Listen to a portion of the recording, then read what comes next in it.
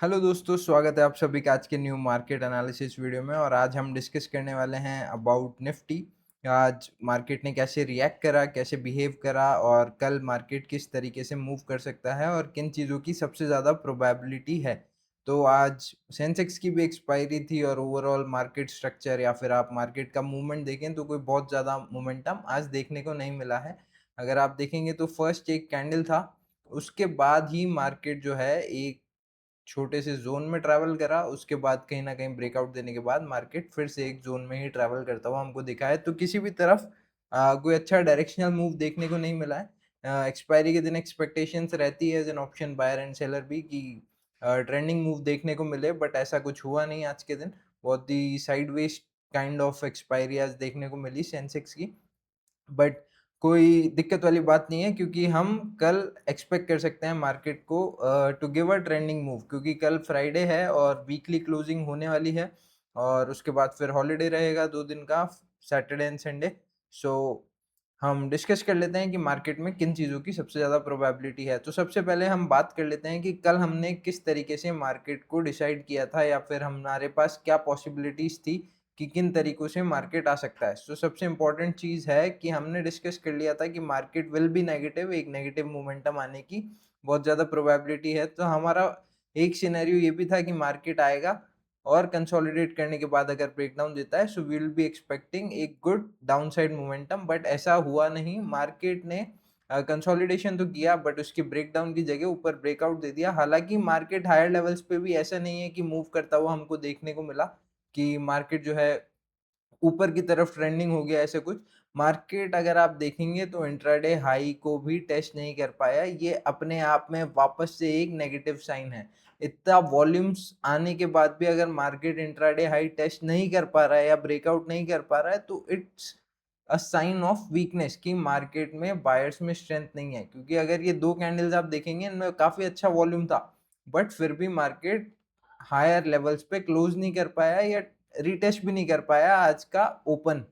तो इसी को हम नेगेटिव साइन कंसीडर करते हुए और कल के लिए प्लान करेंगे। तो सबसे फर्स्ट इंपॉर्टेंट जो प्लान हमारा रहेगा, that will be for the negative side. अब मैं एक चीज़ और आप लोगों को दिखाने की कोशिश करता हूँ। उम्मीद करता हूँ आप लोगों को समझ में आएगी कि मैं क्या बताने की कोशिश कर रहा हूँ। तो हम एक ट्रेंड लाइन ड्रॉ करने की कोशिश करेंगे, कहीं न कहीं कुछ इस तरीके से ऐसे। और मैं आपको एक हॉरिजॉन्टल लाइन बना के भी दिखा देता हूँ। ऑलराइट, सो आप लोगों को अभी समझ में आ रहा होगा कि मार्केट किस तरीके के स्ट्रक्चर में है। लेकिन अगर मैं इसको थोड़ा सा और जूम आउट करके आपको थोड़ी बड़ी पिक्चर दिखाने की कोशिश करूं, तो आप लोगों को शायद कुछ ज़्यादा ही अच्छे से दिख रहा होगा। It's a negative trend.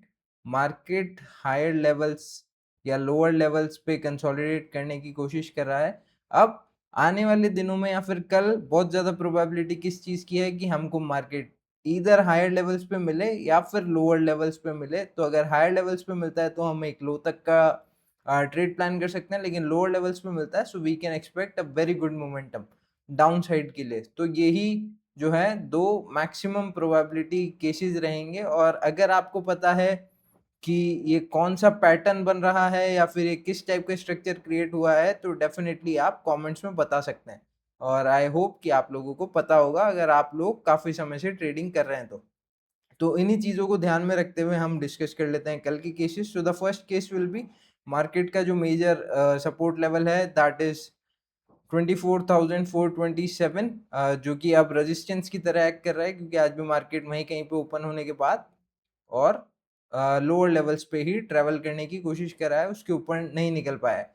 तो अब हमारा फर्स्ट सिनेरियो यही रहेगा कि मार्केट जब भी हमको, अगर कल ओपनिंग के साथ ही अगर कल हमको एक बाइंग स्विंग मिल जाता है और मार्केट हायर लेवल्स पे आ जाता है, तो रेजिस्टेंस लेते से ही अगर मार्केट सेकंड टाइम में वो रेजिस्टेंस टेस्ट नहीं कर पा रहा है, सेकेंड टाइम में अगर मार्केट रेजिस्टेंस को टेस्ट नहीं कर पा रहा है, सो इट्स अ कंफर्मेशन कि मार्केट में वीकनेस है। और on the basis of lower highs we can definitely go for a trade, जिसमें हमारे कुछ अच्छे टारगेट्स देखने को मिल सकते हैं टिल हेयर।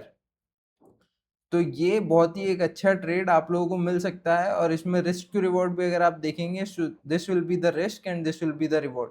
तो कहीं ना कहीं अगर आप लोगों को 400 24,400 380 385 इन लेवल्स पे अगर ट्रेड लेने का मौका मिलता है, तो आप डेफिनेटली एक टारगेट प्लान कर सकते हैं रफली अप टू 260 250 270। ये टारगेट्स बहुत ही इजीली आपको मिल सकते हैं, और ये रिस्क टू रिवॉर्ड भी इतना अच्छा रहेगा कि आपको इजीली 1:3 4, और अगर मार्केट अच्छा ट्रेंडिंग हो गया, प्रीवियस सपोर्ट्स भी टूट जाते हैं, तो कहीं ना कहीं मोर देन 1:4 भी आपको बहुत इजीली मिल सकता है। तो ये चीज़ों का ध्यान रखिए, हमेशा ध्यान रखिएगा कि सेलिंग के लिए वी नीड हायर प्राइसेस, महंगे पे ही बेचना हम पसंद करेंगे, तभी हमको एक अच्छा टारगेट मिल सकता है। ठीक है, कभी भी ये उम्मीद में मत रहिएगा कि हम एकदम लोअर लेवल्स पे जो है मार्केट को बेचें ताकि मार्केट और नीचे आए। ऐसा हो सकता है, कुछ सिनेरियोज होते हैं, देखिए मार्केट इज अनसर्टेन, कुछ भी हो सकता है मार्केट में, बट हमारे हाथ में जो चीजें हैं वो है कि हम हमारा रिस्क कैसे कम कर सकें। तो रिस्क हमेशा तभी कम होगा जब आप बाइंग जो है वो सस्ते प्राइसेस पे करेंगे और सेलिंग जो है वो हायर प्राइसेस पे करेंगे, उससे ही आपका रिस्क मैनेज रहेगा। तो ये बहुत बेसिक कॉन्सेप्ट है, इसको आप जब तक दिमाग में रख के ट्रेड करेंगे, बहुत ही ज़्यादा चांसेस है कि आप गलतियां कम कर पाएंगे। लेकिन अगर आप अननेसेसरी हायर लेवल्स पे बाय करते रहेंगे और लोअर लेवल्स पे सेल करते रहेंगे, तो फिर आपके लिए बहुत मुश्किल हो सकता है, क्योंकि ऐसी चीज़ें काम नहीं करती। आप कितनी सस्ती चीज़ को बेचने की कोशिश करोगे तो बहुत कम चांस होता है कि वो और सस्ती होगी, या कितनी ही महंगी चीज को आप खरीदने की कोशिश करोगे तो बहुत कम चांस होता है कि वो और महंगी हो जाएगी। होता है ऐसा, बट बहुत ही कम प्रोबेबिलिटी रहता है।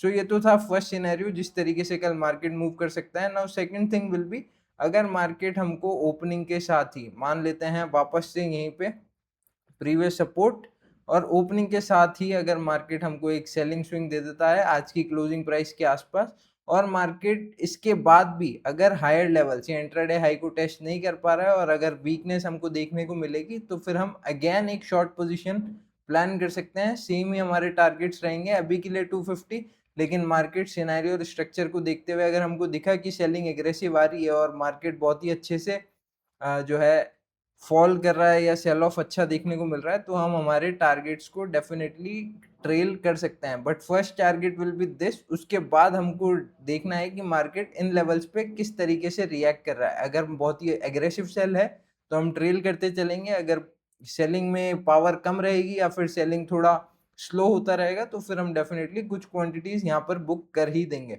ठीक है, तो यही जो दो मोस्ट इंपॉर्टेंट सिनेरियोज हैं, इनको अपने को ध्यान में रख के चलना है कल के लिए। बाइंग तरफ का कोई सीन डेफिनेटली हो सकता है, देखिए स्टॉक मार्केट है, बट मैं पर्सनली कोई भी एग्जीक्यूशन बाइंग साइड पे अभी के लिए प्लान नहीं कर रहा हूँ। कल फ्राइडे है, वीकली क्लोजिंग होने वाली है, इसलिए हम नेक्स्ट वीक में जरूर प्लान कर सकते हैं, डिस्कस कर सकते हैं कि कैसे मार्केट अगर अपसाइड में भी जाने वाला है तो कैसे हम उसको एग्जीक्यूट कर सकते हैं, कैसे हम प्लान कर सकते हैं। बट अभी के लिए एज सच कोई भी प्लान हम नहीं कर रहे हैं। फ्राइडे है, बहुत कंजर्वेटिवली ट्रेड करेंगे, सेलिंग साइड केवल एक ही बाइस रख के चलेंगे, उस हिसाब से मार्केट मिलता है वेल एंड गुड, हम पार्टिसिपेट करेंगे। उसके अलावा कुछ भी हम इग्नोर करेंगे, क्योंकि वीकली क्लोजिंग है तो कोशिश करेंगे कि सही से ट्रेडिंग करें। क्योंकि अगर आप एक बहुत ही सिंपल सी चीज़ बताता हूँ, अगर आप चाहते हैं कि आप अपने वीकेंड्स को अच्छे से एंजॉय कर पाएँ, रिलैक्स कर पाएँ, या शांति से आप जो भी करना चाहते हैं वो कर पाएँ, तो हमेशा कोशिश करिए कि वीकेंड्स पे अननेसेसरी ट्रेड्स प्लान ना करें। क्योंकि फ्राइडे है, आपका अगर कोई भी अननेसेसरी लॉस आप ले लेते हैं बिना किसी रीज़न के या फिर जल्दबाजी में या फोमो में, तो उससे केवल फ्राइडे नहीं खराब होगा, उससे आपका फ्राइडे तो होगा ही खराब, और आपका माइंडसेट खराब होगा आने वाले अगले 2 दिनों के लिए, सैटरडे एंड संडे। सो थोड़ा सा कंजर्वेटिव होकर ट्रेड करिए, स्पेशली ऑन फ्राइडेज, क्योंकि आने वाले 2 दिन आपको पता नहीं है कि आपके लाइफ में क्या हो सकता है या क्या होने वाला है। तो थोड़ा सा रिलैक्स रहिए, थोड़ा चिल करिए और अच्छे से ट्रेड करिए। कुछ समझ में नहीं आता है तो आपके हाथ में ही तो है सब कुछ, आप अपनी क्वांटिटीज कम करिए, क्या प्रॉब्लम है, रिस्क छोटा करिए, रिवॉर्ड थोड़ा बड़ा रखिए, आप सही जगह पर ट्रेड्स प्लान करिए, उसके बाद आप कुछ भी कर सकते हैं। लेकिन आप आज की तरह अगर मान लीजिए आप इस कहीं जगह पे फॉर नो रीजन आप नीचे की या ऊपर की ट्रेड लेते हैं, तो उन चीज़ों का कोई लॉजिक नहीं है। सो मेक श्योर कि आपके जो ट्रेड्स हैं वो थोड़े से लॉजिकल हों, कि अगर आप किसी को बताने की कोशिश भी करें कि मैंने ये किया था, तो उनको लगे कि हाँ यार कुछ तो सही कर ही रहा था ये।